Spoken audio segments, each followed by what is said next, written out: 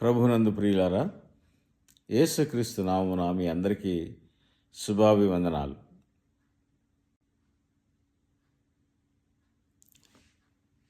ప్రభు అయిన యేసుక్రీస్తు తన జీవిత యాత్రలో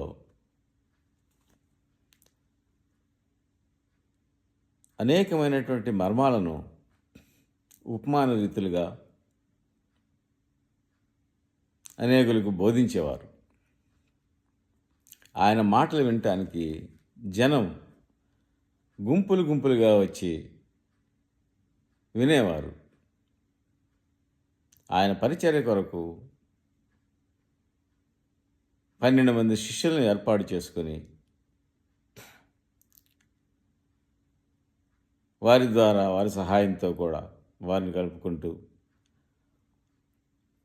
చేపలు పట్టేటువంటి వారిని మనుషులు పట్టే జాలలుగా వారికి తర్ఫీదు ఇస్తూ వారిలో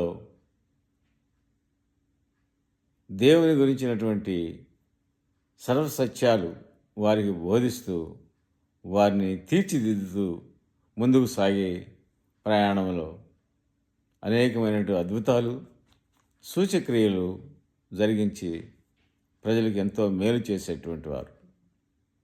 అయితే ఈ కార్యాలన్నీ ఈ మేలు జరిగించేటువంటి విధానం కొంతమంది అప్పటి మత నాయకులకి కంటకంగా మారింది. ప్రజలకు మేలు చేయటం అనేటువంటిది వారు సహించలేకపోయారు. ఈయన చెప్పేటువంటి అద్భుతమైనటువంటి సత్యాలు తల్లకిందులు చేసేటువంటి వారి స్థితిని తల్లకిందులు చేసేటువంటి పరిస్థితులకు వెళ్ళిపోతుంది అని భయపడ్డారు. ఆయన మనిషి అంతరంగాన్ని కూడా ఎరిగినటువంటి వాడు, బాహ్య రూపాన్ని మాత్రమే చూసేటువంటి వాడు కాదు. బాహ్యానికి సుందరంగా పరిశుద్ధంగా కనపడుతూ అనేక మంది అంతరంగంలో ఎంతో దుర్మార్గమైనటువంటి ఆలోచనలతో దుర్మార్గమైనటువంటి కార్యాలు జరిగించు, రహస్యంగా జరిగించు, బయట బహిరంగంగా పెద్ద మనుషులుగా, నీతిమంతులుగా, పరిశుద్ధులుగా కనిపించేవారు. ముఖ్యంగా ఆనాటి మత పెద్దలు ఈ విధమైనటువంటి పంథాలు అనుసరించడం వలన పరిశీలనని ప్రధాన యాజకులతో సహా మతానికి సంబంధించిన వారందరికీ ఈయన మాటలు చాలా ఇబ్బందికరంగా ఉన్నాయి. ఆ పరిస్థితుల్లో ప్రజలు కూడా వాస్తవాలను గ్రహిస్తూ వారిని వదిలి క్రీస్తు దేవుని వైపు మళ్ళీ ఈయన చెప్పే మాటలు వినటానికే ఈయన వైపే మళ్ళారు. అందువలన ఆ మత పెద్దల ఆధిపత్యం పోతుందని, ప్రజల మీద వారికి ఉన్నటువంటి పట్టు పోయి ప్రజలలో వారికి గౌరవం, ఆదాయం, ఇతరత్ర వచ్చేటువంటి అన్నీ పోయి వారు అనుభవించే సర్వం సుఖాలు కోల్పోవాల్సిన పరిస్థితి ఏర్పడుతుందని భయపడేవారు. పైగా క్రీస్తు దేవుడు వారిని ఉద్దేశించి అనేకమైనటువంటి సత్యాలు ప్రజలకు తెలియపరిచేవారు. దేవుని ప్రేమ, మనుషుల యొక్క ఆచార వ్యవహారాలు ఇవి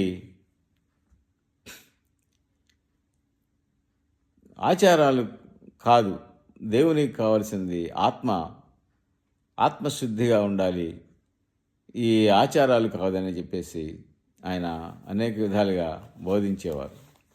ప్రజలందరూ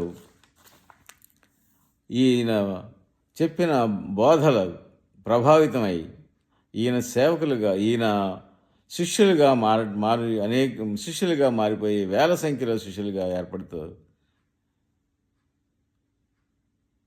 ఏర్పడేవారు. అందువలన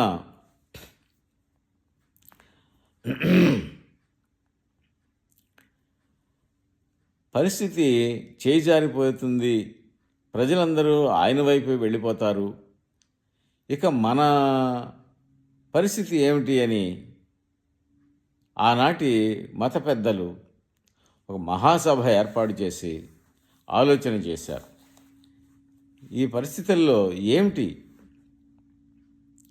ఆయన్ని ఎదుర్కొని మన ప్రజలను మనం మరలా ఎలా పొందాలి?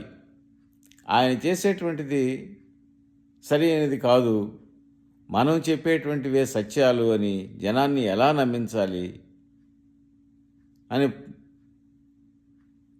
ఆలోచనలు చేస్తూ సభలు నిర్వహించేవారు. ఆ సభల్లో ప్రధాన యాజకులు, ప్రజలు, పెద్దలు అందరూ కూడేవారు. అందరితో సమాలోచనలు చేసి యేసుక్రీస్తు ప్రభువు మీద ఏ విధమైనటువంటి చర్యలు చేపడితే ఆయన పరిచర్య ఆపుతాడు, ఈ జనాన్ని ఆయన వైపు మళ్లించటం ఆపుతాడు అనేటువంటి సమాలోచనలు చేసి చివరికి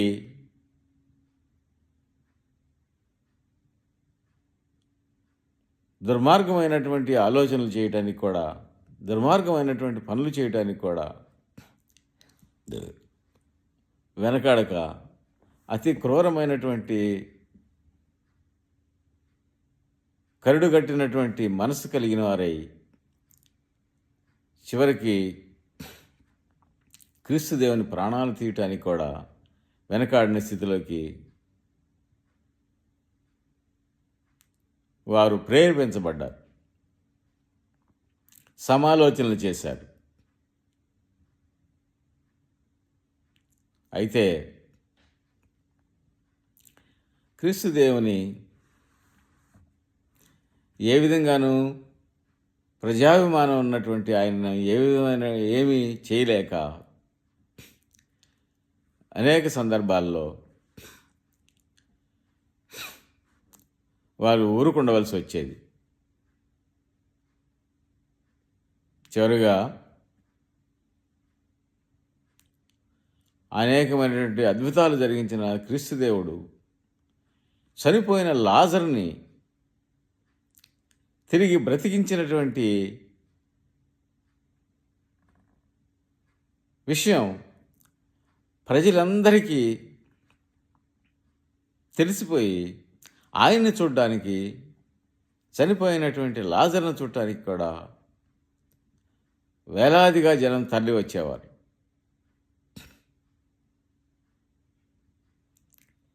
ఈ పరిస్థితిలో పెద్దలైన వారు, మత నాయకులు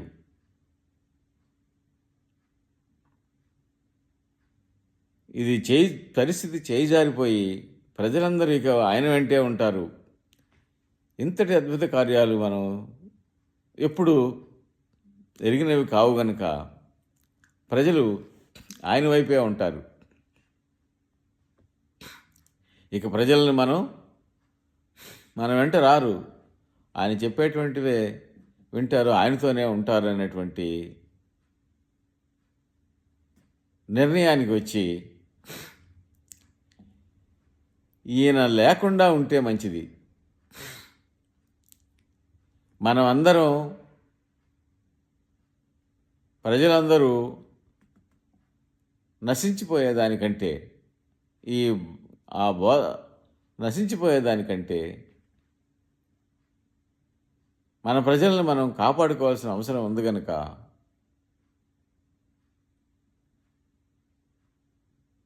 ప్రజలందరి కొరకు ఈయనని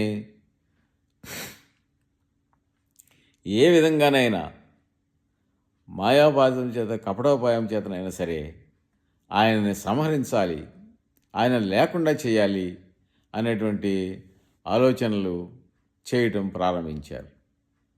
నిర్ణయాలు తీసుకుంటూ ప్రధాన యాజకులు ముఖ్యంగా ప్రజలని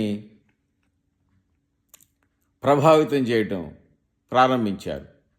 ప్రజల్ని కూడగట్టడం, ఆయనకి వ్యతిరేకంగా కూడగట్టి వారి వైపు మళ్లించుకోవడానికి అనేకమైనటువంటి అబద్ధాలు చెబుతూ వారిని ప్రేరేపించేవారు. దుర్మార్గమైనటువంటి పనులు చేయడానికి వారిని ప్రేరేపించేవారు. క్రీస్తు దేవునికి వ్యతిరేకంగా మాట్లాడడానికి జనాన్ని సమకూర్చారు. ఆ జనమందరూ క్రీస్తు దేవుని, యేసుక్రీస్తు ప్రభువుని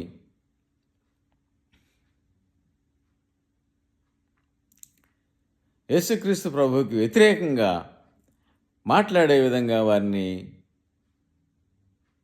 సిద్ధం చేశారు. పెద్దలు కూడా దానికి అంగీకరించేటట్లుగా పెద్దలను కూడా వారు ప్రభావితం చేశారు.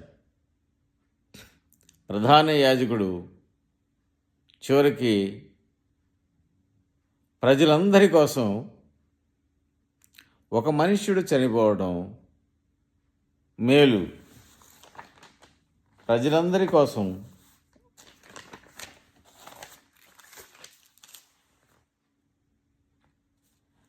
జనమంతయు నశించకుండానట్లు ఒక మనుష్యుడు ప్రజల కొరకు చనిపోవట మీకు ఉపయుక్తము, మీ అందరికీ అది మంచిది, ఉపయుక్తము అని ఆ విధమైనటువంటి మాటలతోటి పెద్దలని, ప్రజల్ని ప్రభావితం చేసి యేసుక్రీస్తు ప్రభువుకి వ్యతిరేకంగా లేవటానికి వారిని సమాయత్తం చేశారు. ప్రేమమయుడు అయిన క్రీస్తు దేవుడు ఏ తప్పు చేయనటువంటిది యేసయ్య మాటలో కానీ క్రియలో కానీ ఏ రకంగానూ ఆయన తప్పు పట్టలేక, నేరారోపణలు చేయలేక, నేరాలు రుజువు చేయలేక ఆయన్ని మాయోపాయం చేత కపటంగా వ్యవహరించి సంహరించాలనే తీర్మానానికి వచ్చారు.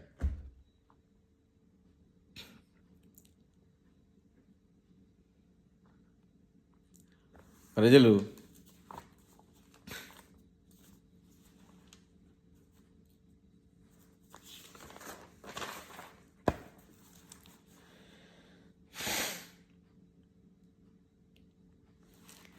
క్రీస్తు దేవుని సంహరించాలని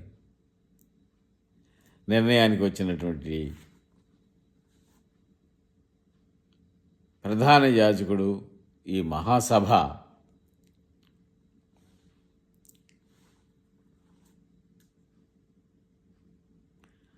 క్రీస్తు దేవుని శిష్యుల ద్వారానే ఆయన్ని పట్టుకోవాలనేటువంటి ఆలోచన చేసి శిష్యులలో ధనం మీద ఆశకు ఉన్నటువంటి ఇస్కరియోతు యూదాని వారు ధనం చూపి వారి వశం చేసుకున్నారు. ధనాశతో ఇస్కరియోతు యూదా వారి సరసన చేరి యేసుక్రీస్తు ప్రభు యొక్క ఎక్కడ ఉంటారు, ఏ సమయంలో ఎక్కడ ఉంటారు, ఏం చేస్తూ ఉంటారు అనే వివరాలన్నీ వారి తెలియపరిచి ఆయనను బంధించడానికి వారికి సహాయం చేయడానికి డబ్బు కోసం ఒప్పుకున్నాడు.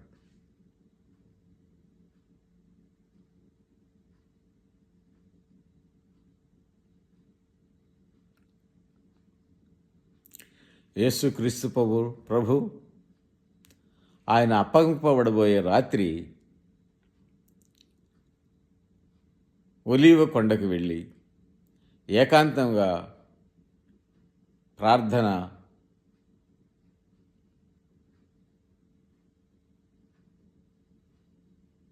ప్రార్థనలో గడిపేవారు. తన శిష్యులు 12 మందిలో ముగ్గురిని ఎంపిక చేసుకొని ఆ ముగ్గురిని తీసుకొని కొండ దగ్గరికి వెళ్ళి, మీరు మెలకువగా ఉండి నా కొరకు ప్రార్థన చేయండి, మనుష్య కుమారుడు అప్పగింపబడబోచున్నాడు, మీరు మెలకువగా ఉండి ప్రార్థన చేయండి అని కొంచెం దూరంగా వెళ్ళి ఆయన ప్రార్థన చేసినటువంటి విషయాలు మనకు తెలుసు. ఆయన ఏకాంతంగా ప్రార్థన చేసేటప్పుడు ప్రభువారు సమస్తాన్ని ఎరిగినటువంటి యేసయ్య ఈ పెద్దలు చేసేటటువంటి జనులు, సామాన్య జనులు కొందరు, పెద్దలు, ప్రధాన యాజకులు, దేవుని సేవ చేస్తున్నటువంటి ప్రధాన యాజకులు దేవుని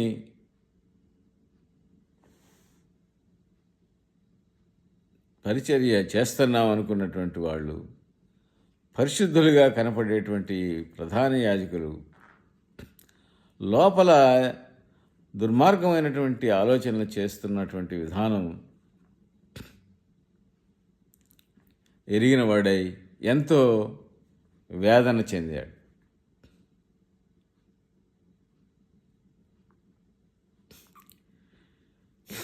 తనను వెంబడించినటువంటి శిష్యులు, ఆయన మాటలు వినేటువంటి శిష్యులు ఆయన్ని వదిలి పారిపోయే స్థితి ఆయనకి చూస్తున్నారు. ఇవన్నీ వేదనకరంగా మారినాయి.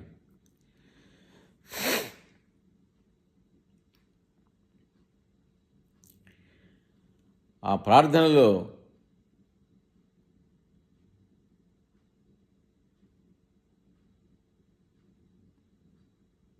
తండ్రితో మాట్లాడుతూ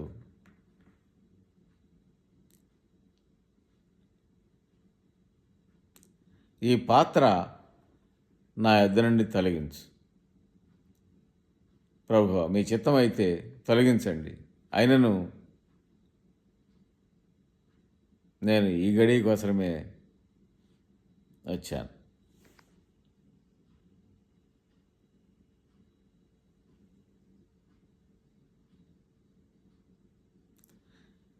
తండ్రి అయిన దేవుని శరీరం చెమట రక్త బిందువులాగా మారేంతగా తండ్రితో మాట్లాడాడు, ప్రార్థన చేశాడు ఏకాంతంగా.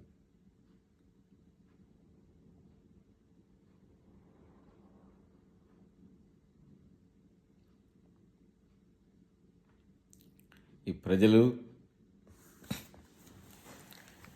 ఆయన వెంట ఉన్న ప్రజలు, మత పెద్దలు ఆ పరిస్థితిని అంతా ఆయన చూసి కలవరపడి వేదన చెంది బయటికి ఎంత పెద్ద మనుషుల్లాగా ఉన్నటువంటి వాళ్ళు అంతరంగంలో ఇంత ఘోరమైనటువంటి ఆలోచనలు, నరహత్య చేయాలనేటువంటిది, కుట్రలు కుతంత్రాలు కలిగి పన్ని స్వభావాలు చూసి వేదన చెందేవాడు.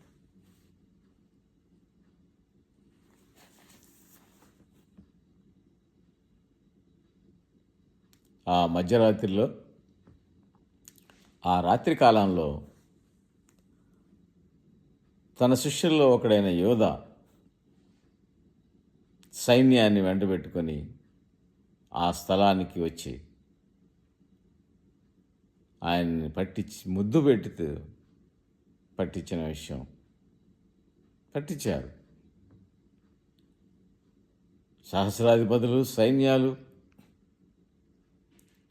ఆయుధాలతో, కత్తులు, గుదియలతో యేసుక్రీస్తు ప్రభువుని బంధించడానికి రావటం చూసి ప్రభు ఎంతో వేదన చెందాడు. నేను ఎల్లప్పుడూ మీ మధ్యనే ఉన్నాను కదా, ఎందుకు ఈ విధంగా చేస్తున్నారు? ప్రభు అయిన యేసు తాను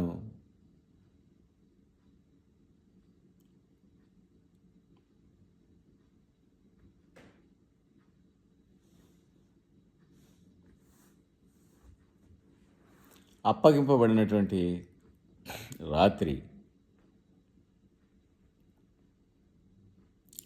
ఇస్కరియోతు యూదాని చూసి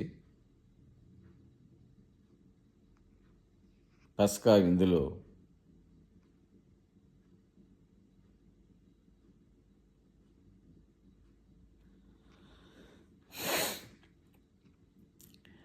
ప్రభు అయిన యేసుని సైనికులు బంధించి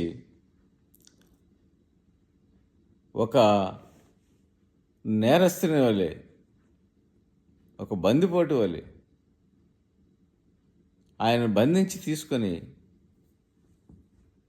వెళ్ళారు. ఆయన పంపినటువంటి ప్రధాన యాజకుని వద్దకు, వారి అన్న కైఫాల వద్దకు ఆయన తీసుకుని వెళ్ళారు. అప్పటి వరకు ఆయనతో ఉన్నటువంటి శిష్యులు పారిపోయారు, భయపడిపోయారు, వెళ్ళిపోయారు.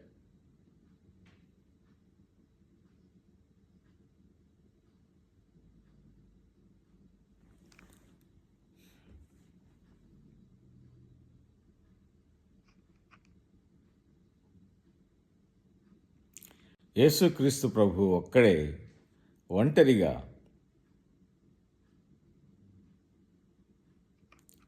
ఆ దౌష్యాన్ని భరించవలసి వచ్చింది. ఆయన అపరాధి వలె వారి ముందు నిలబెట్టారు ప్రధాన యాజకుల దగ్గరికి. అతని బంట్రౌతులు ఆయన కొట్టారు. ప్రధాన యాజకుని బంట్రౌతు యేసుక్రీస్తు ప్రభువుని కొట్టారు. ఎందుకు కొడుతున్నావయ్యా? నేనేం కాని మాట మాట్లాడాను, నన్ను ఎందుకు కొడుతున్నావు అంటే, ప్రధాన యాజకుడితో సరిగా మాట్లాడు. ఇదే ప్రధాన యాజకుడితో మాట్లాడే విధానం. సరిగా సమాధానాలు చెప్పు. ఒక బంట్రౌతు దేవాది దేవుని, మహాదేవుని కొట్టాడు.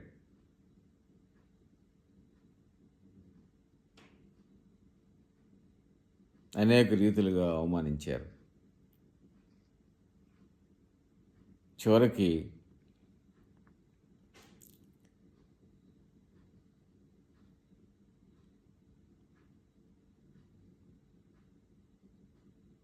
ఆయనను న్యాయస్థానానికి బంధించే పంపించారు. న్యాయస్థానంలో న్యాయం ఆయనకి జరగలేదు.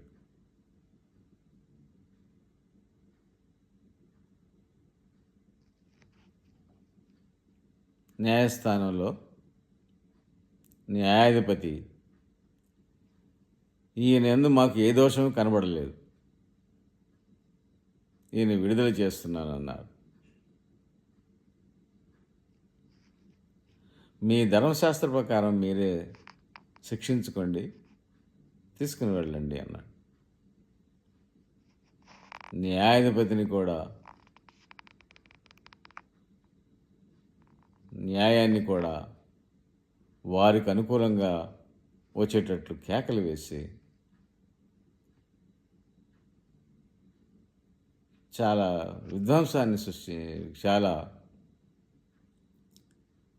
అల్లరి చేసి న్యాయాధిపతిని కూడా వారు చెప్పినట్టుగా చేసే విధంగా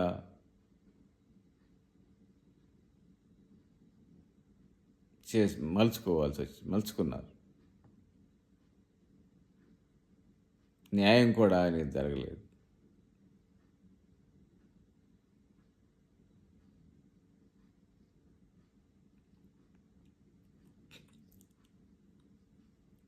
క్రీస్తు ప్రభు మౌనంగా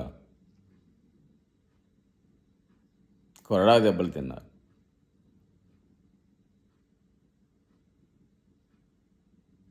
ముళ్ళ కిరీటాన్ని దాన్ని భరించాడు. చివరికి సిలువనెత్తుకొని గెత్సేమనే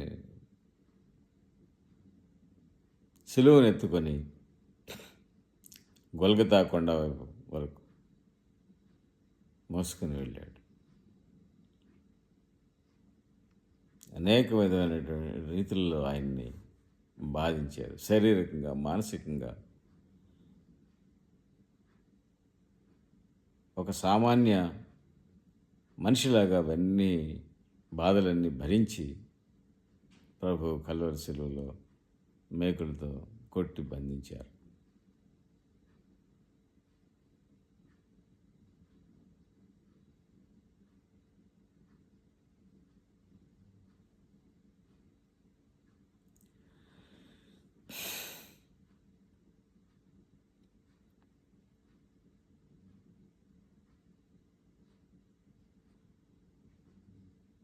కల్వరి శిలువలో యేసుక్రీస్తు ప్రభు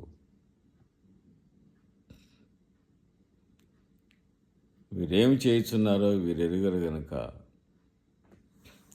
వీరిని క్షమించు తండ్రి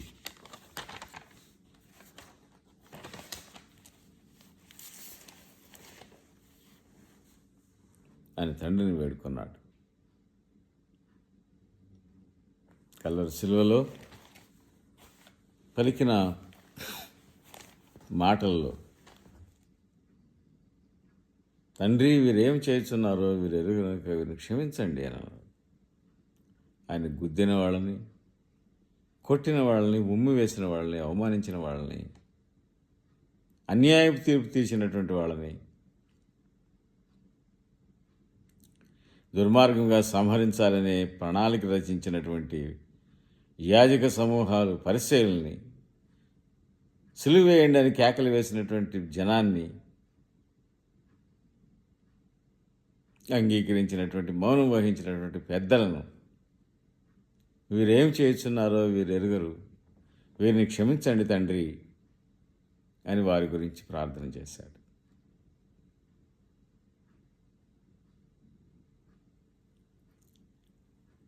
పైకి పరిశుద్ధులుగా కనపడేటువంటి సేవకులు, దేవుని పరిచయం చేసేటువంటి యాజకులు,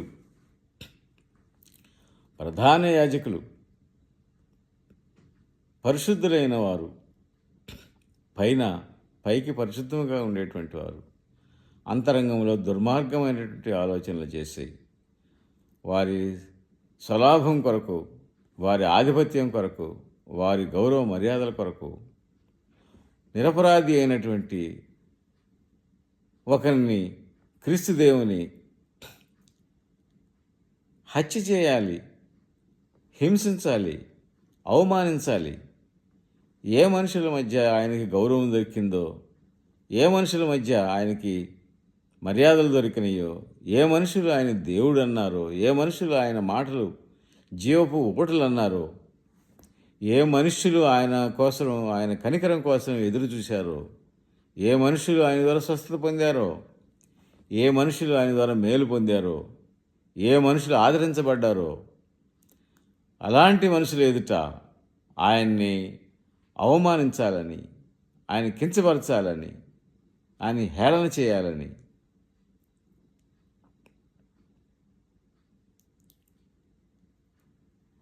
ఆయన కంటే వారిదే పై చెయ్యని చూపించుకోవాలని, వారు గౌరవించబడాలని, వారు గొప్పని బలవంతులని, గొప్పవారని, వారు అనుకున్నది సాధించేటువంటి గొప్ప వ్యక్తులని చూపించుకోవాలనేటువంటిది తపనతో అన్యాయంగా యేసుక్రీస్తు ప్రభువుని నరకయాతనలు పెట్టారు. అవన్నీ భరించిన క్రీస్తు శిలువలో వీరు ఏమి చేస్తున్నారో వీరు ఎరుగరు గనక వీరిని క్షమించు తండ్రి అని వేడుకున్నాడు. ఇది క్రైస్తవానికి ఉండవలసినటువంటి మహాలక్షణం. హింసించే వారి కొరకు ప్రార్థన చేయాలి. మనల్ని అవమానించే వారి అపహసించే వారి కోసం మనం ప్రార్థన చేయాలి. వారి మేలు కోసం, వారి క్షేమం కోసం మనం ప్రార్థన చేయాలని క్రీస్తు దేవుని బోధనల వలన, క్రీస్తు దేవుని జీవిత విధానం వలన మనం అందరం హెచ్చరించబడుతున్నాం. క్రీస్తు దేవుడు తనను హింసించిన వారిని క్షమించమని తండ్రిని హృదయపూర్వకంగా వేడుకున్నాడు. మనం కూడా మనకి కష్టాలని, నష్టాలని కలిగించి అవమానపరిచి వారి గురించి, వారి క్షేమం గురించి మనం క్రీస్తు బిడ్డలుగా మనం వారి క్షేమం గురించి ప్రార్థన చేయవలసిన వారమై ఉన్నాం. ఇదే ఇరుకు మార్గం. ఇదే మనకు అంత సులభంగా సాధ్యపడేటువంటి విషయం కాదు. మానవులుగా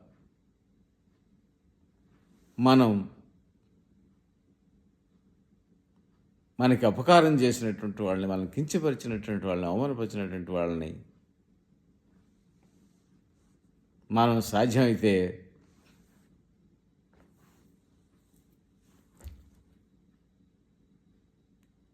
ఏదైనా చర్య తీసుకోవాలని వారికి వ్యతిరేకంగా ఆలోచిస్తాం. మనసు కష్టపెట్టుకుని కనీసం మనసులోనైనా వారి ఎడల ద్వేషభావాన్ని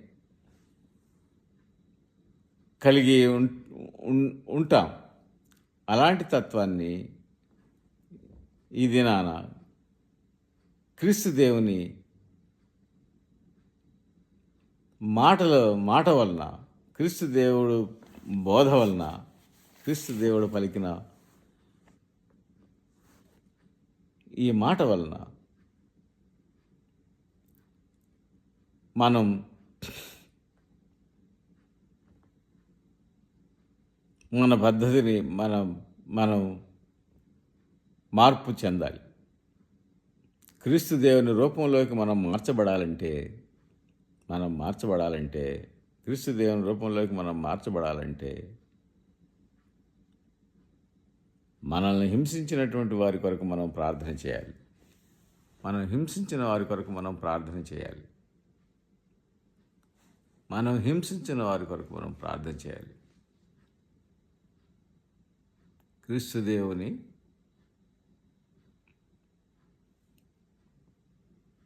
అడుగుజాడల్లో మనం నడిచి ఆయన బిడ్డలుగా మనం ఉండాలంటే మనల్ని హింసించే వారి కొరకు మనం ప్రార్థన చేయాలి. వారిని క్షమించగలగాలి. ఇది కష్టతరమైనప్పటికీ అసాధ్యము కాదు. క్రీస్తు నందు ఉన్న మనము ఆయన శక్తిని పొందిన వారమై, ఆయన ఆత్మను పొందిన వారమై మన శత్రువులను మనం ప్రేమిద్దాం, మన శత్రువులను మనం క్షమిద్దాం. ప్రేమ, క్షమ అనేటువంటివి బలమైనటువంటి, శక్తివంతమైనటువంటి ఆయుధాలు. వాటి ముందు ఏ కుతంత్రాలు, ఏ అపవాది చేష్టలు నిలబడలేవు. క్రీస్తు దేవుడు తన బాధ్యతలన్నింటినీ ఈ లోకంలో నెరవేరుస్తూ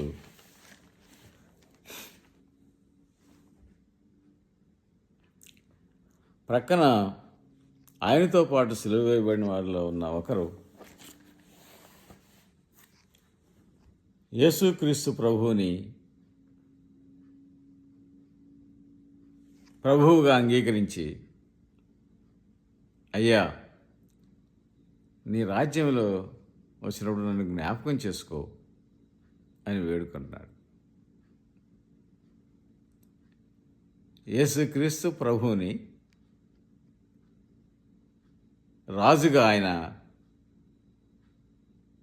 అంగీకరించాడు. దొంగ అయినప్పటికీ క్రీస్తు దేవుని హృదయపూర్వకంగా రాజుగా అంగీకరించాడు, నమ్మాడు. ఆయన తిరిగి వస్తాడు, ఆయన రాజ్యం ఉండుది అని అంగీకరించాడు, విశ్వసించాడు. ఆయన కార్చిన పవిత్ర రక్తంలో అతని దోషాలన్నీ పరిహరింపబడి మొదటిగా క్రీస్తు దేవునితో పాటు పరదేశుకు చేరాడు. దేవుని అంగీకరించటం, హృదయపూర్వకంగా దేవుని ఎరగటం, అది ఎంతో మేలు. ఈ దొంగగా చెప్పబడుతున్నటువంటి ఇతను క్రీస్తు దేవుని మాటలందు విశ్వాసం ఇచ్చాడు, క్రీస్తు దేవుని నమ్మాడు, అంగీకరించాడు. ఆయన దేవునిగా అంగీకరించాడు, రాజుగా అంగీకరించాడు, ఆయన రాజ్యాన్ని అంగీకరించాడు.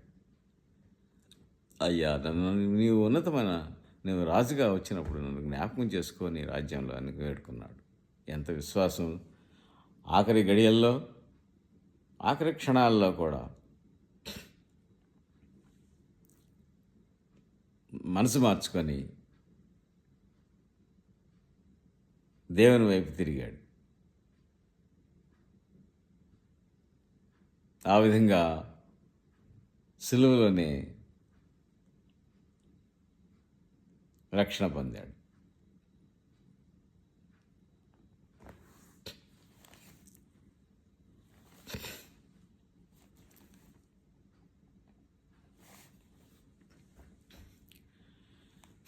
ప్రభువైన యేసుక్రీస్తు ప్రభు వారు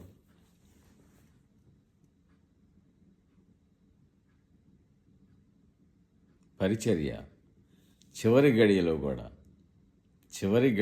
కూడా ఆ దొంగకి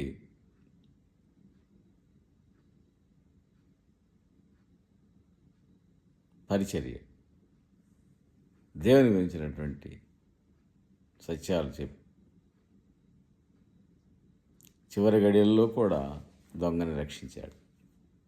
యేసుక్రీస్తు ప్రభు వారు చివరి గడియల్లో కూడా రక్షించేసినటువంటి శక్తి కలిగినటువంటి వాడు, రక్షించాడు, దొంగను రక్షించాడు.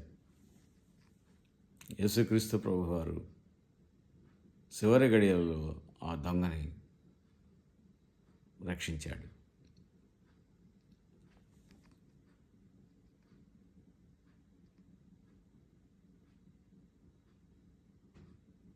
తాను జరిగించేటువంటి పని అంతా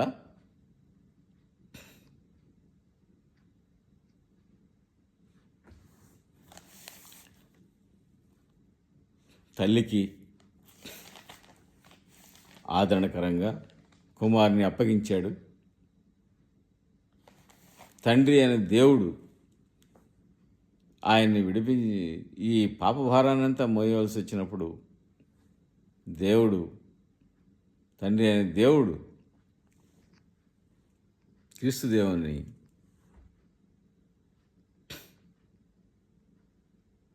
చేయి విడిచినట్టుగా చూస్తున్నాం. తండ్రి ఎప్పుడూ కుమారునితో ఉన్నటువంటి తండ్రి ఆ మహాశ్రమలలో ఆయన చేయి విడిచవలసి వచ్చింది. లోక పాపమంతా ఆయన భరించినప్పుడు తండ్రి ఆయన చేయి విడిచాడు. నా దేవా నా దేవా నా చేయి ఏల విడిచితివి. తండ్రిని వేడుకున్నాడు, భరించలేకపోయాడు ఆ ఎడబాటు. తండ్రి మాట, తండ్రి ఎడల ఆయనకున్నటువంటి భక్తి, తండ్రి ఎడల ఆయనకున్నటువంటి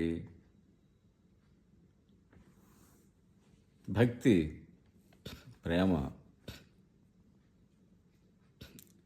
ఎడబాటుని సహించలేనంత ప్రేమ. శరీరరీత్యా ఆయన శరీరంలోని రక్తమంతా కారి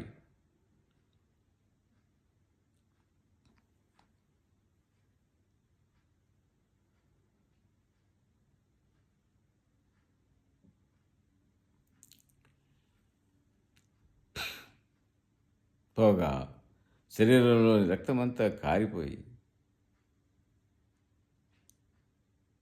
డీహైడ్రేషన్ వచ్చేటువంటి పరిస్థితి. దప్పిగొనుచున్నాను, దాహం వేసింది. ఆ స్థితిలో శరీరం అంతా గాయాల వలన నీరంతా రక్తమంతా కారిపోయి ఆయన శరీరానికి దాహం వేసింది. ఒక మనిషికి సాధారణమైన మనిషిలాగా సాధారణమైనటువంటి పూర్తి మానవునిగా ఆయన శిలువలో ఆ శ్రమను భరించాడు. సాధారణమైన మనిషికి లాగానే ఆయనకి దాహం వేసింది. శరీరంలోని ద్రవాలన్నీ పోవటం వల్ల, రక్తం పోవటం వల్ల దాహం వేసింది. ఆ దాహం తీసుకున్న తర్వాత, చిరకను తీసుకున్న తర్వాత అంతా సమాప్తమైందని ఎరిగి తన క్రీస్తు దేవుడు ఆయన వచ్చినటువంటి కారణం, పాపుని వెదికి రక్షించేటువంటి ఆ మహా యజ్ఞం పూర్తి అయిందని ఎరిగినవాడై సమాప్తమైనది అని, రక్షణ కార్యము సమాప్తమైనదని సిలువలో పలికాడు. విజయవంతంగా ఆయన కార్యమును పూర్తి చేసి విజయోత్సాహంతో సమస్తము పూర్తి అయినది, సమాప్తమైనది, రక్షణ కార్యం సమాప్తమైంది. పాపంపై, అపవాదిపై విజయం పొందినవాడై ఆత్మను తండ్రికి అప్పచెప్పాడు. ఆయనను హింసించి, అవమానించి, గేలి చేసి, కించపరిచి,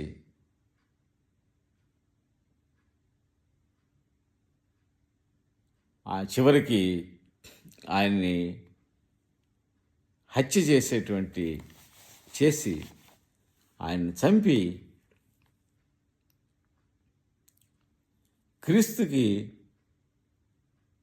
క్రీస్తు చరిత్రను సమాప్తి చేశానని సంతోషించినటువంటి అపవాది వాస్తవానికి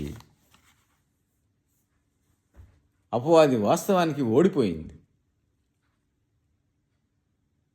గెలుపు క్రీస్తు దేవునిది అయింది. క్రీస్తు దేవుడు గెలిచాడు సిలువలో. అపవాదిని ఓడించాడు. ప్రేమ క్షమ ముందు ఆ దుర్మార్గపు కార్యాలు ఓడిపోయాయి. అపవాది ఓడించబడ్డాడు. క్రీస్తు దేవుడు గెలిచాడు.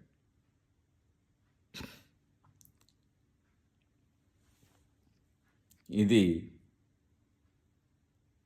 ఆయన పవిత్ర రక్తము చిందించటం వలన పాపకి క్షమాపణ కలిగి లోకం రక్షణ మార్గం వైపు ప్రయాణించింది, రక్షణలోకి వచ్చింది, లోకాన్ని రక్షించుకోగలిగాడు.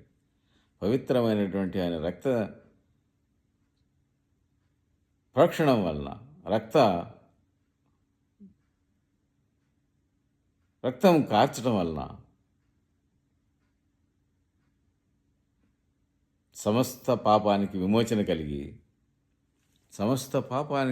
కలిగి లోకం పాపం నుంచి విమోచించబడి రక్షించబడింది. రక్షణ కార్యం నెరవేరింది. పరిశుద్ధుని యొక్క రక్తం వలన రక్షణ కార్యం జరిగింది. ఏ మనుషులనైతే అపవాది తన చేతిలో పెట్టుకొని అసహ్యమైన కార్యములు జరిగించాడో వాటన్నిటికీ సమాప్తమైంది. వాటన్నిటినీ ఆయన క్షమించేశాడు. వారందరినీ క్షమించాడు. వారి దుశ్చర్యలను క్షమించాడు. వారు చేసేది వారికి తెలియక చేస్తున్నారని క్షమించాడు. ఆయన పవిత్ర రక్తము కార్చి ఆయన చేసినటువంటి ఈ బలియాగమాన్ని హృదయపూర్వకంగా అంగీకరించినటువంటి ప్రతి ఒక్కరిని ఆయన రక్షించడానికి సమర్థుడు. అలాంటి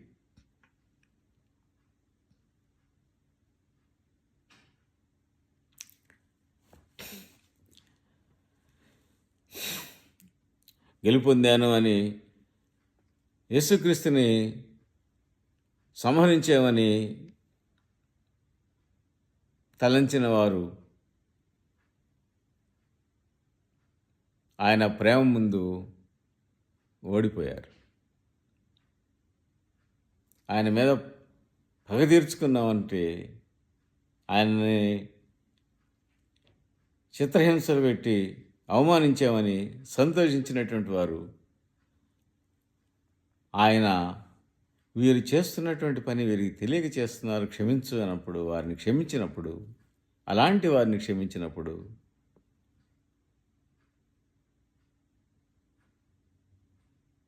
వారి చేష్టలకి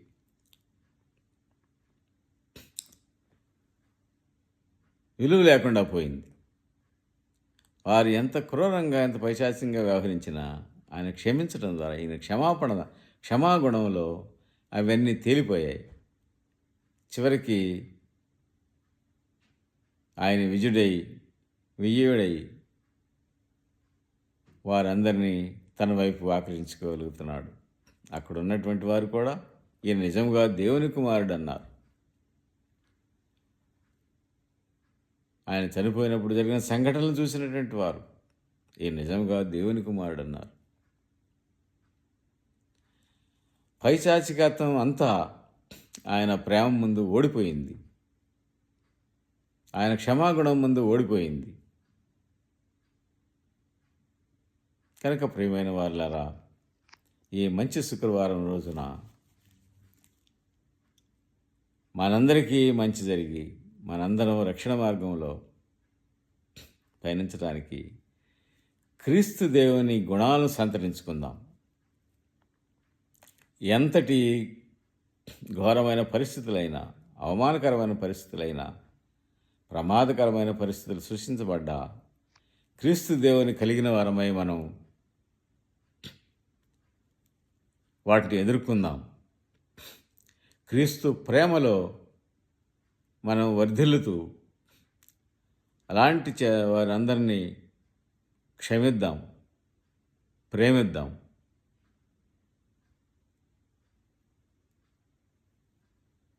ఆ